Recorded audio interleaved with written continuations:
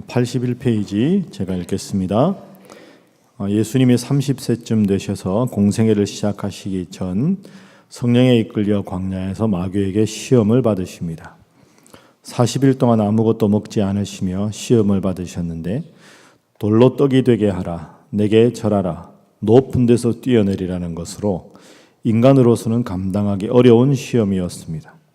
그러나 예수님은 하나님의 말씀으로 모든 시험을 이기십니다. 시험을 이기신 예수님께서 나사렛 회당에서 말씀을 증거하셨으나 배척당하시고 그곳을 떠나십니다.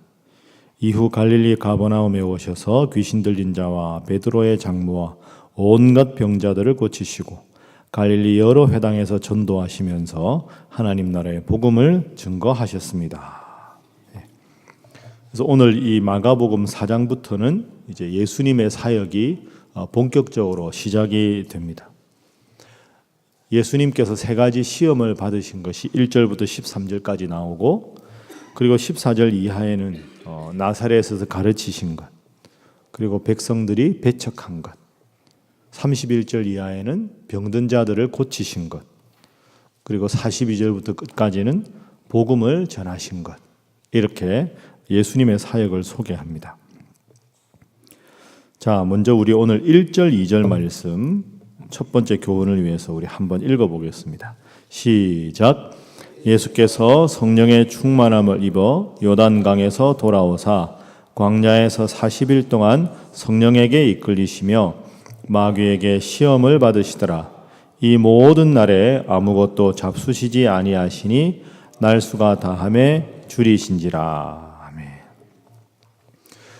제가 3월 달에 마태복음에 나오는 이 세 가지 유혹으로 설교를 한번 한 적이 있습니다. 그런데 오늘 이 우리 시험을, 예수님 시험 당한 걸 보면 세 가지 시험이 돌이 떡이 되게 해라, 나에게 절하면 다 주겠다, 그리고 성전 꼭대기에서 뛰어내려라, 너 상하지 않도록 도와주지 않겠느냐, 이 세 가지 시험의 내용에만 주로 우리가 집중합니다. 그런데 오늘 본문에서 시험 내용보다 더 중요한 것이 하나 있다, 그날 제가 말씀드렸는데 그게 뭐냐 하면 1절에 성령의 충만함을 입어 하는 표현하고 2절에 마귀에게 시험을 받으셨다 하는 표현입니다. 마귀에게 시험 받은 건 이해가 되는데 예수님이 언제 마귀에게 시험을 받으셨느냐? 성령의 충만함을 입은 직후에 받으셨다. 그리고 예수님께서 광야로 나가셨는데 마태복음에 보면 광야로 이끌어 가신 분이 성령입니다. 자, 그러면 하나님의 성령이 충만해서 광야로 갔는데 그 광야에서 마귀에게 시험을 받았다. 우리가 이걸 잘못 생각하면 성령이 충만하면 시험이 안 올 것 같고, 성령이 충만하면 오직 하나님과 함께해서 아무런 어려움이 없을 것 같은데 그게 아닙니다. 성령이 충만했을 때 하나님의 성령께서 광야로 인도하셨는데 그곳에서 마귀에게 시험을 받았다. 그러니까 우리가 이 구절을 읽을 때는 우리가 마귀에게 시험을 받는구나, 이것부터 생각하시면 안 되고 마귀에게 시험을 받는 그 어떤 순간에도 성령은 나를 지키신다. 이게 가장 중요한 핵심입니다. 왜 시험을 받을까를 고민하지 마시고, 시험은 여러분 없을 수가 없습니다. 제가 늘 여러분에게 자주 말씀드리죠. 첫 번째 교훈이 그것입니다. 시험으로부터의 보호가 아니라 무엇입니까? 시험 안에서의 보호. 그게 오늘 첫 번째 교훈입니다. 하나님, 저로 하여금 시험으로부터 보호해 주십시오, 이렇게 기도하지 마십시오. 그 기도는 하나님이 안 들어주신다니까요. 예수님 마지막까지 시험 받으셨지 않습니까? 겟세마네 동산에서 죽음을 목전에 두시고도 주님, 아버지, 가능하면 이 잔을 내게서 옮기시옵소서. 그것도 죽음의 두려움에 대한 시험입니다. 시험으로부터 저를 보호해 주십시오, 그렇게 기도하지 마시고 시험 안에서 마귀에게 지지 않도록 저를 보호해 주십시오. 정리하면 시험으로부터의 보호가 아니라 시험 안에서의 보호다. 꼭 여러분 기억하십시오. 성령의 충만한 상태에서 예수님은 시험을 당하셨다. 자, 그러면 성령 충만하면 시험도 없으면 좋을 텐데 왜 이런 구절이 있어서 우리 마음을 힘들게 합니까? 여러분 이렇게 생각할 수 있는데 제가 3월 12일 날 설교할 때 간단한 이런 말씀 드렸습니다. 죽은 적군에게는 총알을 소비하지 않습니다. 기억나십니까? 기억나야 됩니다, 이거. 그러니까 마귀 입장에서 생각을 해보십시오. 마귀가 우리를 시험하는 게 왜 그럴까요? 하나님의 사람이니까 시험하는 겁니다. 자기에게 위협이 되니까 시험하는 거죠. 적군이 이미 죽었으면 총알을 쏘지 않습니다. 왜? 죽었으니까. 적이 나를 위협하고 사살하려고 하는 것은 내가 살아있기 때문입니다. 그러니 여러분, 앞으로도 자꾸 유혹이 찾아오고 시험이 찾아오면 꼭 먼저 반사적으로 기억할 게 뭐냐? 내가 영적으로 깨어있기 때문에 시험이 온다. 내가 하나님의 사람이기 때문에 마귀가 나를 넘어뜨리려고 한다. 아무런 시험이 없다. 거짓말입니다. 그런 사람은 없습니다. 그러면 내가 아무런 시험이 없다고 느끼는 건 뭐냐? 내가 영적으로 죽었기 때문에 그렇습니다. 시험이 시험인 줄도 모르는 게 문제지요. 그러니 여러분, 하나님, 저를 시험으로부터가 아니라 시험 안에서 저를 보호해 주십시오. 그리고 시험이 찾아올 때마다 내가 하나님의 사람이기에 저 마귀가 자꾸 나를 유혹하는구나. 하나님 감사합니다. 제가 영적으로 살아있음을 느끼게 하셔서 감사합니다. 이 영적인 전투에서 지지 않게 하여 주옵소서.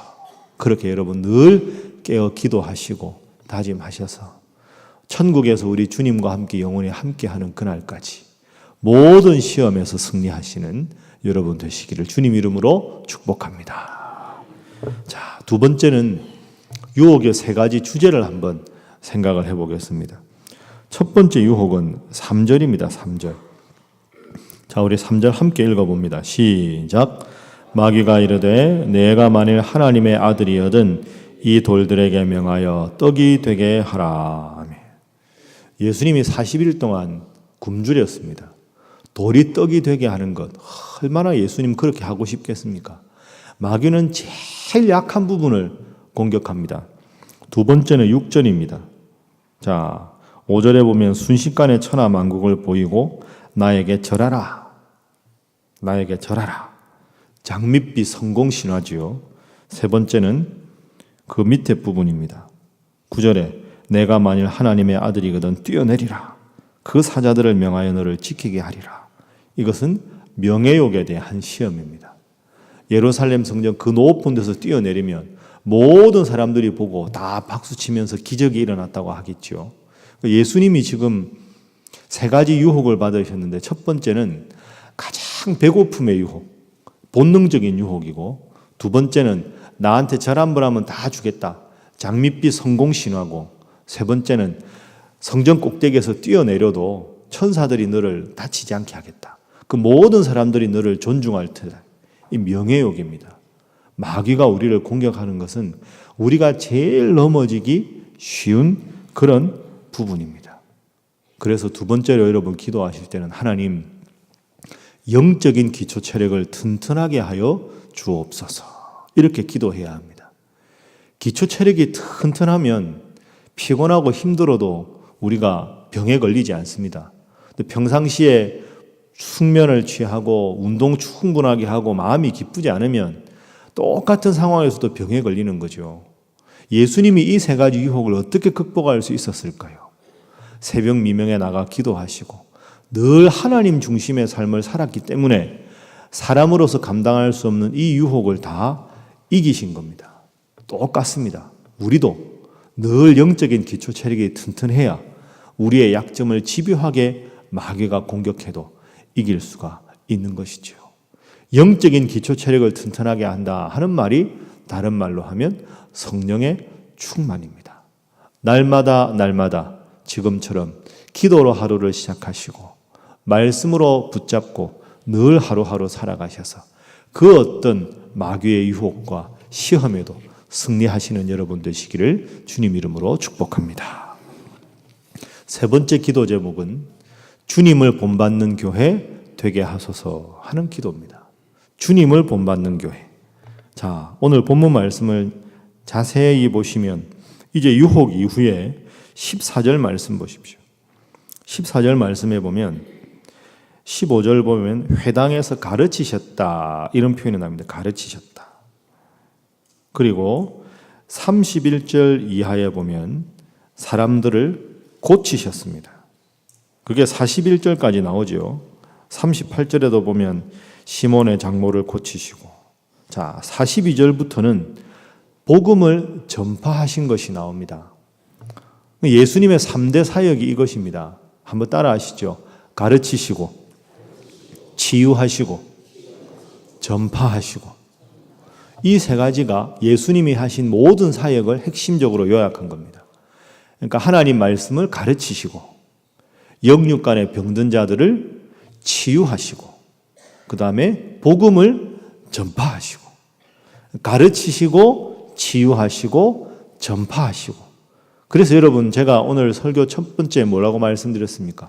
이제 누가복음 4장부터 예수님 사역이 본격적으로 시작됩니다. 그런데 예수님 사역이 시작되는 것이 통과 일의 시험을 딱 이기시고 나서 가르치셨다, 치유하셨다, 복음을 전파하셨다. 이 세 가지를 잘 하는 게 교회 본질적인 역할입니다. 예배, 교육, 선교, 봉사, 구제. 그건 5가지 사역의 본질이고, 교회가 목숨 걸고 붙잡고 늘 해야 될 일이 복음 말씀, 하나님 말씀에 대해서 성도들과 함께 배우고 가르치는 일. 영육간에 힘들고 지치고 심신이 지친 분들이 주님 앞에 예배드리고 육체적인 병을 가진 분들이 치유받는 일. 그리고 땅끝까지 복음을 전파하는 일. 이 세 가지가 교회가 해야 될 일입니다. 우리 교회는 새생명 축제 같은 전도 행사를 열심히 했습니다. 제가 부임하고는 안 했죠. 올 가을부터 할 겁니다. 이제 한 3년쯤 됐으니까 교회 이제 앞으로 신뢰도 좀 쌓였고 여러분들도 이제 내적인 갈등도 어느 정도 치유됐기 때문에 이제 올 10월에는 새생명 축제 같은 식으로 결신자, 우리 전도할 대상자도 쓰고 열심히 기도하려고 합니다. 그래서 열심히 전도하는 것, 그게 필요한 거죠. 그러니까 여러분, 오늘 새벽기도뿐 아니라 여러분이 언제 어디서나 설령 저기 외국에 나가 계시더라도 우리 신일교회를 딱 기억할 때마다 2가지는 꼭 기도하셔야 됩니다. 그게 뭐냐? 5가지 교회 지표 말씀드렸죠. 예배, 교육, 선교, 봉사, 구제.